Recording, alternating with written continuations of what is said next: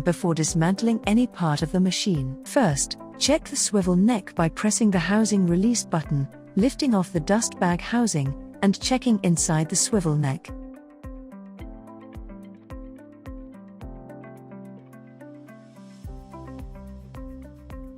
Then inspect the airflow pathway via the orange trapdoor.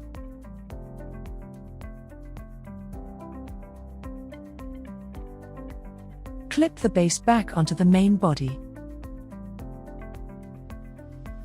If this does not clear the blockage, you can remove the attachment hose from the instant use wand and inspect it visually. Then release the back end of the attachment hose and inspect the hose. Clip the wand back in place and insert the hose back in.